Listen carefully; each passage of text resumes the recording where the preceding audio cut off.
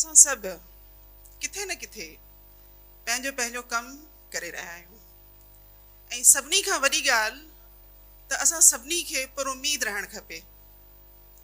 मुंहिंजे ज़हन में किथे बि इन शक ऐं गुमान जी जॻह बि कोन्हे त असांजी ॿोली ख़तमु थी वेंदी। असांजी ॿोली ज़िंदा आहे, ज़िंदा हुई ऐं ज़िंदा रहंदी।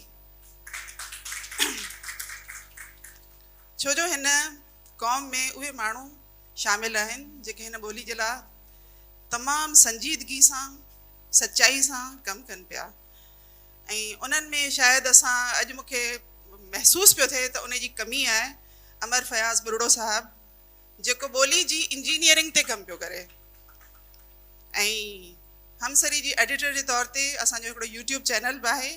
मूं हिन महीने में ॿोली जी जेका अहमियत आहे उन जा जेके चैलेंजिस आहिनि उन जे हवाले सां कुझु इंटरव्यूज़ कया ऐं अमर फयाज़ बुरड़ो सां मूं इंटरव्यू कयो। उन में पूरा जेके बि असांजी जेका ॻाल्हि ॿोल आहे उहा ॿोली जी इंजीनियरिंग ते थियल आहे। जेके ॻाल्हियूं मैडम सहर कयूं आहिनि उहे सभु जेके बि नुक़्ता आहिनि उहे मूं क्वेश्चन्स पुछी अमर फयाज़ बुरड़ो खां जेके आहिनि से पंहिंजो पाण खे सेटिस्फाई कयो, पंहिंजे क़ौम खे उमेद ॾियण जी कोशिशि कई ऐं उहा सॼी इंजीनियरिंग जेका आहे उहा असांजे माजिद भुरगड़ी इंस्टीट्यूट में थी रही आहे। इन जे लाइ तव्हांखे फ़िक्रमंद थियण जी ज़रूरत कोन्हे। आउं चवंदसि त हू बॉट्स बि ठाहिनि पिया, AI ते सॼो शाह जो रिसालो ट्रांसलेट थिए पियो 100 लैंग्वेजिस खां वधीक ॿोलियुनि में। तव्हांखे जेकॾहिं वञिणो आहे त उन्हनि जी वेबसाइट bit.ai उते तव्हां वञो। उते फीमेल वॉइस बि मौजूदु आहे ऐं मेल वॉइस मौजूदु आहे ऐं उते तव्हां जेकॾहिं पंहिंजो को बि जुमिलो लिखी उनखे ट्रांसलेट करणु चाहियो था त उहो ट्रांसलेट बि थी वेंदो, उनखे वॉइस बि मिली वेंदो। त इहे जेके बिगिनिंग आहे जेका ॿोली ते टेक्नोलॉजी में जेको कमु थिए पियो ऐं उन इदारे जा जेके ऑब्जेक्टिव्स आहिनि उहे ॾाढा ख़ूबसूरत आहिनि। मूं पुछो उन खां सवाल मुंहिंजो पहिरियों हो त तव्हांजे इदारे जा ऑब्जेक्टिव्स छा आहिनि, जंहिं ते हुन चयो त असांजा ऑब्जेक्टिव्स इहे आहिनि त असीं ॿोली खे साइंस ऐं टेक्नोलॉजी में जेका तब्दीली अचे पई या ईंदी, थी सघे थो त 20 सालनि खां पोइ असांखे हीउ जेको एंड्रॉइड फ़ोन आहे इन जी ज़रूरत न पवे ऐं असांजे ज़हन में का चिप लॻी वञे या असांजे बॉडी में किथे का चिप लॻल हुजे जंहिंसां असांजी ॿोली बायोलॉजिकल जेका आहे सा तब्दीली असांखे फ़राहम करे त हीउ इदारो उन जे लाइ कमु कंदो। त असांखे छा अहिड़े टाइम ते नाउमीद थियणु खपे? बिल्कुलु बि न। ऐं ॿोली जी इंजीनियरिंग जो इदारो जेको आहे उहो माजिद भुरगड़ी आहे। बाक़ी हीउ जेको इदारो आहे मुंहिंजे ख़्याल में त हीउ इदारो असांजे इंस्टीट्यूट्स में जिथे असांजो ऑफिशियल कमु थिए थो उन जी निगहबानी जेकॾहिं हीउ इदारो कंदो त तमामु बहितरीनु अमल आहे ऐं इन जी ज़िमेदारी शायदि मुंहिंजे ख़्याल में त एसि ताईं आहे छो जो अलॻि अलॻि इदारा आहिनि, अलॻि अलॻि उन्हनि जो जेको आहे सो वर्किंग डोमेन आहे उन में हू कमु कनि पिया। सिंधी ॿोली जी तरक़ी में माहिरनि ऐं सिंधी लेखकाउनि जो किरदारु। ॿोली असांजे अंदरि आईने वांगुरु कमु कंदी आहे जेको इंसान जे अंदरी दुनिया खे ॿाहिरि जी दुनिया सां ॻंढे थो ऐं असांजा ख़्याल ॿियनि ताईं पहुचाए थो। ॿोली हिकु दरिया वांगुरु आहे जेको मुसलसल वहंदो रहे थो ऐं उन जी इर्तिका जो सिलसिलो हलंदो रहे थो। उन दरिया सां पाण खे हलंदड़ ख़्याल ऐं जज़्बनि सां बि ऐं हलंदड़ जज़्बनि खे बि गॾु खणी हले थो त माज़ी जा जज़्बा ऐं ख़्याल बि पाण सां ॻंढे थो। न सिर्फ़ु हाल ऐं माज़ी पर मुस्तक़बिल जे ख़्यालनि ऐं अहसासनि खे बि पाण सां जोड़े थो। जॾहिं ॿोली तव्हांजी ज़िंदगी खे एॾी वॾी माना ॾींदी हुजे त उहा का मामूली शइ त न हूंदी। ताज़ो ई जॾहिं मूं अमर फयाज़ बुरड़ो सां इंटरव्यू में पहिरियों सवाल कयो त ॿोली छा आहे त हुन चयो ॿोली जूं 2 मानाऊं आहिनि। हिकु त ॿोली जी माना इहा आहे त हिकु माण्हू पंहिंजनि ख़्यालनि खे लफ़्ज़नि सां ॿिए माण्हू ताईं पहुचाए। ॿोली जी ॿी माना इहा आहे त हिकु माण्हू असां पंहिंजो ख़्यालु ॿोली जे ज़रिए माण्हुनि ताईं पहुचायूं, इहो हुनजो जिस्मानी पासो आहे। पर ॿी माना हुनजी फिलॉसॉफिकल आहे जंहिंमें ॿोली तव्हांजे वजूद जो इज़हार करे थी। तव्हां ॿोली ॻाल्हाइण वक़्तु इहो सोचो था त तव्हां सिंधी आहियो त तव्हांजी पूरी तारीख़ उन सिंधी ॿोली में अची वेंदी। ॿुधण वारे जे ज़हन में जेका साख़्त सिंधी ॿोली ठहे थी उहा फिलॉसॉफिकल आहे जंहिंमें ॿुधण वारो सोचींदो त उन माण्हू जो तालुक़ सिंध सां आहे हूंदो। सिंध माना मोहनजो दड़ो ऐं सिंध जूं रीतूं ऐं रिवायतूं। इहो असांजो फिलोसॉफिकल साइड आहे ॿोली जो। मतिलबु त ॿोली सिर्फ़ु आवाज़नि जो नालो न आहे, पर तव्हांजो पूरो कल्चर, तहज़ीब, तव्हांजी तारीख़ तव्हांजी ॿोली सां ॻंढियल आहे। तव्हांजी पूरी इर्तिका उन ॿोली में समायल हूंदी आहे। न सिर्फ़ु इर्तिका बल्कि मुस्तक़बिल में जेको तव्हां करण वारा हूंदा आहियो उन खे बि तव्हां पंहिंजी ॿोली में सोचे सघो था, ॿुधाए सघो था, लिखी सघो था, बयानु करे सघो था। जीअं त अॼु असां सिंधी लैंग्वेज अथॉरिटी में ॿोलियुनि जे ॾींहं जे हवाले सां जेको बैन अल-अक़वामी सतह ते 21 फरवरी ते गॾियल क़ौमुनि जे प्लेटफॉर्म तां मल्हायो पियो वञे, अॼु असां बि उन ॾींहं जो हिसो आहियूं। असां बि ॿोलियुनि जे उन वहंदड़ धारा में शामिल आहियूं। असां जेको दरिया अॼु सॼी दुनिया में वही रहियो आहे उन में वही रहिया आहियूं। यकीनन अॼु असांजो मक़सदु इहो कोन्हे त असां तारीख़ुनि खे वेही हिते बयानु करियूं या असां कंहिं ते खां तनक़ीद करियूं या कंहिं ॿोली जे उत्तम हुजणु या कंहिं ॿोली जे घटि हुजण जूं ॻाल्हियूं करियूं, बल्कि अॼु हिते गॾिजी विहण जो मक़सदु इहो आहे त हिन धरती जे ॻोल्हे ते जेकी बि ॿोलियूं ॻाल्हायूं वञनि थियूं उन ॿोलियुनि लाइ इज़त ऐं एतिराम जो जज़्बो खणी पंहिंजी ॿोली जी अहमियत बाबति ॻाल्हायूं त छा असां पंहिंजी ॿोली लाइ जेका ज़िमेदारी असां मथां अचे थी उहा पूरी करे रहिया आहियूं या न। हिकु औरत जेका पैदाइशी तौर ते हिकु फ़नकार हूंदी आहे, हिकु तख़लीक़कार हूंदी आहे, उहा जीअं जीअं वॾी थींदी आहे त उन जे अंदरि हिकु माउ बि वॾी थींदी आहे। जेका फितरत उन जे अंदरि पैदा कई आहे उहा बि वक़्त सां गॾु वॾी थींदी रहंदी आहे। उहा छोकिरी जॾहिं माउ थींदी आहे ऐं संदसि झोली में तख़लीक़ हिकिड़े नंढड़े ॿार खे अर्पींदी आहे त उहा छोकिरी न सिर्फ़ु उन जी जिस्मानी सलाहियतुनि जी नशोनुमा कंदी आहे, बल्कि उहा छोकिरी जेका हाणे माउ बणिजी चुकी आहे उन ॿार जी ज़हनी नशोनुमा, इख़लाक़ी नशोनुमा, नफ़्सियाती नशोनुमा ऐं उन खां अलावा उन जी ॿोली जी सिख्या जे लाइ गॾोगॾु तरबियत ॾींदी रहंदी आहे। असां इहो आम मुशाहिदो कयो आहे त जेतिरो ख़ूबसूरत माउ ॻाल्हाईंदी आहे ओतिरो ई ख़ूबसूरत ॻाल्हाइणु उन जे ॿार जो हूंदो आहे।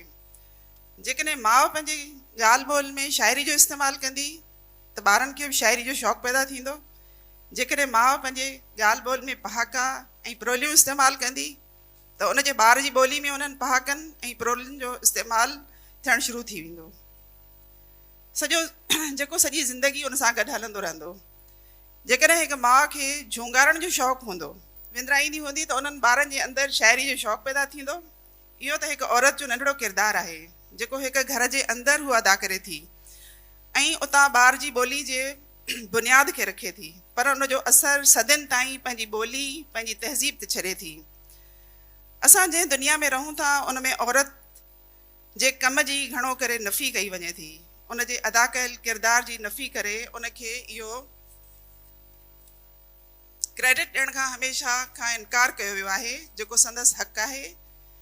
दुनिया में जॾहिं तहज़ीबुनि जो बुनियादु पवे थो त औरत उन्हनि सभिनी शयुनि खे महफ़ूज़ करे अॻियनि नस्लनि खे मुंतक़िल करे थी जिन जे मथां अॼु जी तरक़ी वारे दौरु, अॼु जो तरक़ी वारो दौरु बीठल आहे। वक़्त सां गॾोगॾु नए दौर जी औरत उन्हनि असासनि खे वधीक ख़ूबसूरत बणाए पंहिंजनि अॻियनि नस्लनि खे मुंतक़िल कंदी आई आहे। मुहक़िक़ चवनि था त ज़राअत जो बुनियादु विझण वारी बि औरत हुई। मूंखे यकीन आहे त कपिड़ो उणण वारी बि पहिरीं औरत हूंदी। खाधे खे पचाए खाइण वारो ख़्यालु यकीनन के औरत जो हूंदो। औरत शयुनि खे महफ़ूज़, आसान ऐं ख़ूबसूरत बनाईंदी अचे। ॿोली जॾहिं शुरू थी हूंदी त यकीनन उन में का ख़ूबसूरती न हूंदी, पर वक़्त सां गॾोगॾु उन में ख़ूबसूरती जो अंसर औरत ई आंदो हूंदो, छो जो हुन उन में शाइरी कई हूंदी, उन में पंहिंजे नरम लहजनि खे शामिलु करे ॿारनि खे लोली ॾिनी हूंदी ऐं हुन पखियुनि सां, जानवरनि सां, ॿूटनि सां, फितरत सां पंहिंजे अंदाज़ में ॻाल्हायो हूंदो ऐं ईअं ॿोलीअ जो बुनियादु पियो हूंदो। माउ ॿोली जी वाद वीज में कीअं थी किरदारु अदा करे? इहा हिकु आम चवणी आहे त ॿार जी पहिरीं दर्सगाह संदसि माउ जी हंज हूंदी आहे। उन जी माना तमामु घणी वसी आहे। मुंहिंजो ख़्यालु इहो आहे त न सिर्फ़ु उन दर्सगाह में हिकु ॿारु मस्बत शयूं सिखे थो, पर केतिरियूं ई मनफ़ी शयूं बि पंहिंजे उन दर्सगाह मां हू सिखी वॾो थिए थो ऐं पोइ उहे शयूं सॼी दुनिया में वापसि वराए ॾिए थो। तंहिं करे नेपोलियन बोनापार्ट जो हिकु चयल जुमिलो तारीख़ में बार बार दोहरायो वेंदो आहे। हुन चयो हो, मूंखे पढ़ियल लिखियल माइरूं ॾियो त आउं तव्हां सां वाइदो थो करियां त आउं तव्हांखे हिकु सुधरियल तहज़ीब याफ़्ता क़ौम ॾींदसि। इहो जुमिलो माउ जी तरबियत जी अहमियत खे उजागर करे थो। माउ कीअं हिकु ॿार खे पंहिंजनि लफ़्ज़नि सां, पंहिंजनि ख़्यालनि सां, पंहिंजी ॿोलीअ सां, पंहिंजे लहजे सां मुहज़िब बणाए दुनिया जे हवाले करे थी, ऐं इहो ॿारु उन्हनि ख़्यालनि खे अञा वधीक बहितर करे पंहिंजी अमली ज़िंदगी में इख़्तियार करे इस्तेमालु करे थो, ऐं कीअं समाज जी अवसर में मस्बत किरदारु अदा करे थो। थोरी देरि जे लाइ उते बीहूं था ऐं हिकु लम्हे लाइ सोचूं था त जेकॾहिं असां पंहिंजो किरदारु वधीक बहितर तरीक़े सां अदा कयूं त हीअ दुनिया केॾी न ख़ूबसूरत थी पवे। हिकु वक़्तु हो जॾहिं असांजो माइरूं पंहिंजनि ॿारनि सां तमामु घणो वक़्तु गॾु गुज़ारींदियूं हुयूं। राति जो सुम्हण खां पहिरीं उन्हनि खे पंहिंजे अक़ीदे जो वर्जाव कराईंदियूं हुयूं ऐं पोइ उन्हनि खे का नसीहत भरी कहाणी ॿुधाईंदियूं हुयूं या वरी का तख़लीक़ी ॻाल्हि ॿुधाए ॿार खे मिठी निंड जी हंज में मोकिले छॾींदियूं हुयूं। उन्हनि जी उथी वेठी में उन्हनि ते नज़र रखंदियूं हुयूं। उन्हनि जी हर ॻाल्हायल लफ़्ज़ ते उन्हनि जो कनु खड़ो थी वेंदो हो त किथे ॿार जे वात मां को कुधो लफ़्ज़ त न पियो निकिरे। ऐं पोइ जेकॾहिं ईअं थींदो हो त उनखे ॾाढे प्यार सां दुरुस्त करण जी कोशिशि कंदियूं हुयूं।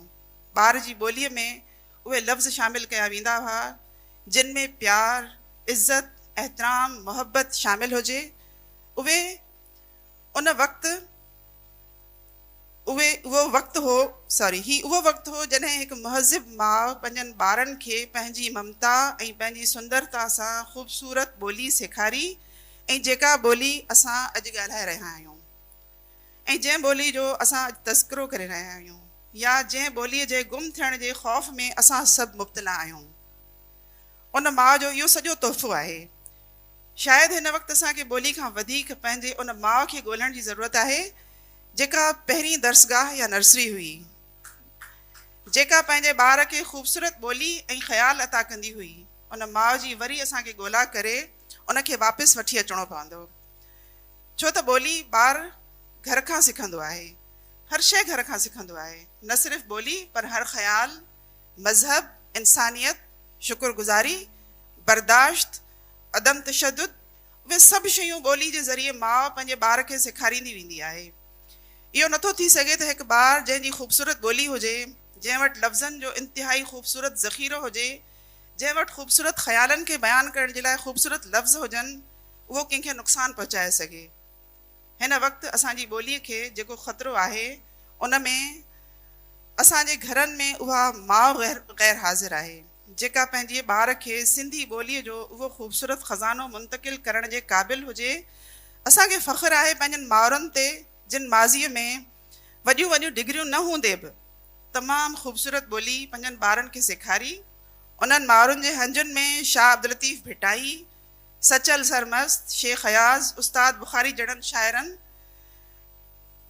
शाइर पैदा थिया जिन सिंध खे ख़ूबसूरत ॿोली ॾिनी, शाइरी ॾिनी, अदब ॾिनो ऐं उहे लफ़्ज़ ॾिना जंहिंसां सिंधी ॿोली जो ख़ज़ानो तमामु घणो भरियल आहे। पर असांखे जॾहिं असां माउरुनि जे किरदार ते ॻाल्हायूं था त अॼु जी माउ उन जे उबतड़ बीठल नज़र थी अचे ऐं उहा माउ उन ख़ज़ाने खे नज़रअंदाज़ कंदे पंहिंजे ॿार खे पंहिंजी ॿोली फुरींदे नज़र थी अचे ऐं धारनि जी ॿोली सेखारींदे नज़र थी अचे। शायदि हुनखे इहा ख़बर ई न आहे त हूअ पंहिंजनि हथनि सां पंहिंजे ॿार जे मुस्तक़बिल खे कीअं तारीख़ करे रही आहे। उहे अहिड़ियूं माइरूं चाहे तव्हांजे घर में हुजनि या मुंहिंजे घर में हुजनि, पर मौजूदु ज़रूरु आहिनि। उन करे असीं इहो चई सघूं था त औरत जो किरदारु ॿोलीअ जी वाध वीज में बि अहम आहे। त वरी ॿोलीअ खे हिन वक़्तु जेके ललकारूं साम्हूं आहिनि उन में बि उन माउ जो किरदारु असांखे अहम नज़र अचे थो। माउ ई ॿोलीअ जो तहफ़ुज़ करे ईंदड़ नसुल जे हवाले करे सघे थी। उन लाइ असांखे उन माउ जो तहफ़ुज़ पहिरीं करिणो पवंदो। हाणे अचो त थोरो असां सिंधी ॿोली तरक़ी में औरत लेखकाउनि जे किरदार ते नज़र विझूं, जंहिंमें डॉक्टर परवीन मूसा पंहिंजे हिकु मज़मून में लिखे थी त सिंधी औरताणे अदब जी शुरूआति सूमरनि जे दौर खां थिए थी। माई मरखा शेखिण जा गीच हिन ॾिस में अहमियत रखनि था। संदसि तालुक़ बदीन ज़िले सां हो, असांजे ज़िले सां हो, ऐं संदसि वफ़ात 1300 धारे थी। संदसि कलाम पंहिंजे मुर्शिद शेख करियल भांडारी जे वाखाण में चयल आहे। मुग़लनि जे दौर में माई सारा, समन जे दौर में जादुल जतनी, कल्होड़नि ऐं टालपुरनि जे दौर में माई न्यामत यानी नेमत ऐं पोइ माई ग़ुलाम फातिमा जा नाला अहम आहिनि। माई नेमत शाह लतीफ़ जे कलाम जी शैदाई हुई। खेसि शाह जो गीच कलाम ज़िबानी यादि हो। संदसि हथ अखर लिखियल शाह जे रिसाले जो नुस्ख़ो जेको हुन 28 जमादुल सानी 2017 हिजरी बमुताबिक़ 28 मार्च 1845 ते क़दीम नुस्ख़े मां उतारे पूरो कयो हो, जेको मुस्तनद नुस्ख़नि में शुमार थियो। उनखां अलावा आउं डॉक्टर परवीन मूसा जे साॻे मज़मून मां हिकु ॿियो हवालो बि ॾियणु पसंदि कंदसि। हूअ लिखे थी त सिंध जे टालपुर शहज़ादियुनि वटि इल्मी ज़ौक़ ऐं शौक़ु हो। वटि नादिर किताब मुताले हेठि हूंदा हुआ। मीरनि जे हरम में औरतुनि खे लिखंदे पढ़ंदे ॾिसी आम औरतुनि में लिखण ऐं पढ़ण जो चाह वधियो ऐं छोकिरियूं छोकिरनि सां गॾु मकतबनि ऐं मदरसनि में इल्मु हासिलु करणु लॻियूं। चवण खां त असीं हिकु मुस्लमान क़ौम आहियूं जिन जे मज़हबी तालीम में इल्मु हासिलु करणु फ़र्ज़ु आहे, चाहे उहो मर्द हुजे या औरत। पर सिंध में टालपुरनि जे दौर में औरतुनि जी का बाक़ाइदा तसनीफ़ मौजूदु न आहे, छो त औरतुनि जी तालीम ऐं तरबियत ते घणो तवजो न ॾिनो वियो। न ई असांखे अहिड़ा के स्कूल या यूनिवर्सिटियूं तारीख़ में मिलनि था जिते औरतुनि तालीम हासिलु कई हुजे। जॾहिं त अंग्रेज़नि जे दौर में सिंध में तालीम जो नओं सरिश्तो क़ाइमु थियो। नई यानी स्कूल, कॉलेज ऐं यूनिवर्सिटियूं क़ाइमु थियूं ऐं गॾोगॾु सिंधी ॿोली खे पिणु वॾी अहमियत मिली। 1853 में सिंधी ॿोली जी अलिफ़ बे मुक़ररु थियण सां ॿोली जी तरक़ी में इज़ाफ़ो थियो ऐं इल्म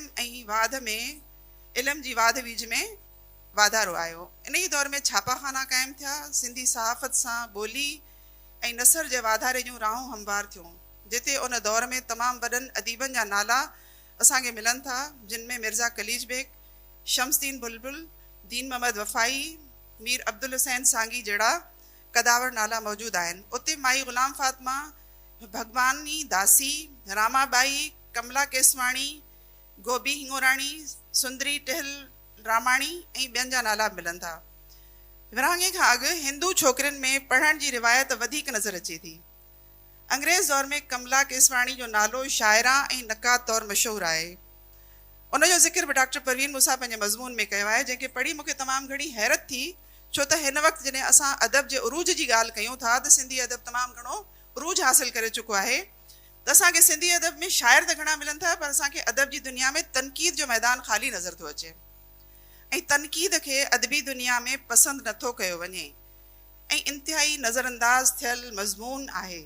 नक़ाद असांखे नज़र अचनि था, नक़ाद असांखे नज़र नथा अचनि, जंहिंजे करे असांजो अदब उन तरीक़े सां उसरी न सघियो आहे जंहिं तरीक़े सां उसरणु घुरिजे हा। पर विरहाङे खां पहिरीं कमला केसवाणी हिकु नक़ाद तौरु मशहूरु हुई। इहो असां औरतुनि जे लाइ हिकु वॾो एज़ाज़ आहे। विरहाङे खां अॻु गुली सुंदारंगाणी पहिरीं सिंधी औरत हुई जंहिं तख़लीक़ी अदब में तबज़ात किताब लिखिया। हुन 1938 में रविंद्रनाथ टैगोर जो नाविल गोरा कुमारी कल्पणी नाले सां तर्जुमो कयो। शादी खां पोइ गुली सदारंगाणी जे नाले सां हुन हिकु इतिहाद नाविल लिखियो, जेको संदसि तबज़ात नाविल आहे, जेको सिंधी मुस्लिम इतिहाद जो सॾु हो। अंग्रेज़नि जे दौर में सिंधी औरतुनि ख़ासि तौरु उन वक़्त जी पढ़ियल लिखियल हिंदू औरतुनि अदब जे मैदान में तमामु घणो कमु कयो, जंहिंखां पोइ हिकु अरसो माठार अची वई ऐं पोइ वरी हिकु नई सुजाॻी जो दौरु शुरू थियो।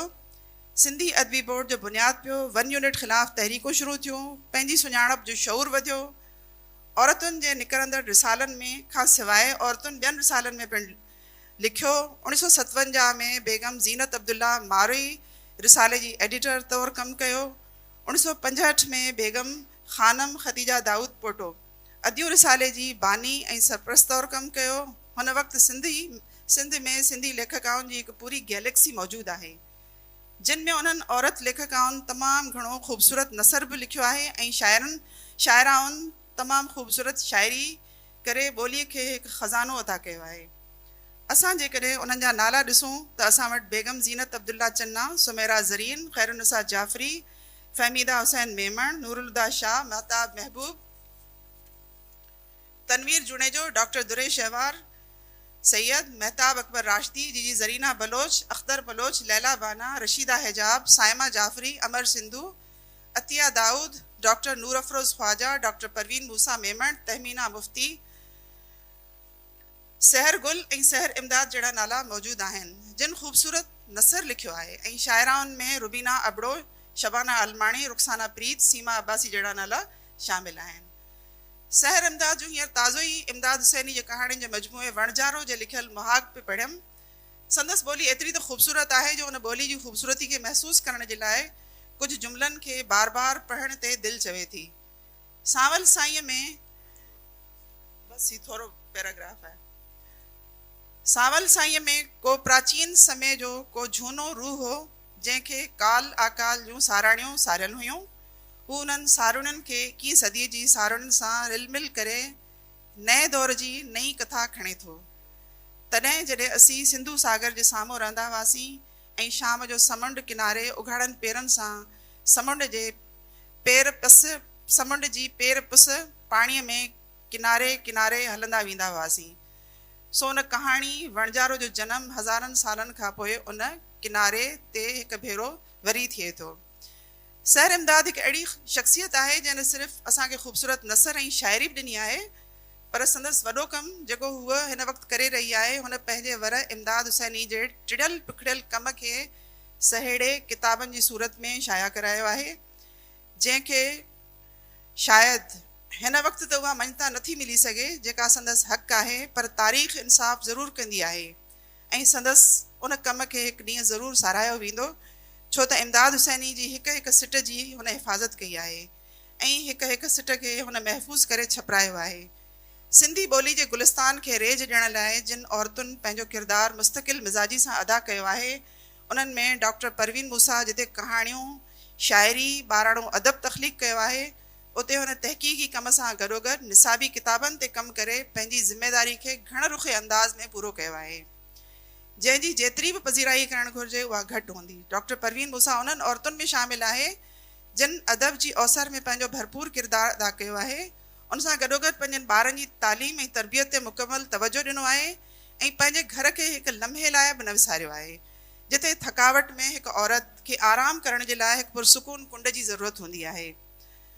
असां फ़ख़्र सां चई सघूं था त हिन वक़्तु असां वटि हिकु तमामु सुठो अंगु औरत लेखिकाउनि ऐं शाइराउनि जो मौजूदु आहे, जेको तमामु सुठो लिखी बि रहियूं आहिनि ऐं ॿोली जे लाइ मुख़्तलिफ़ महाज़नि ते कमु करे रहियूं आहिनि।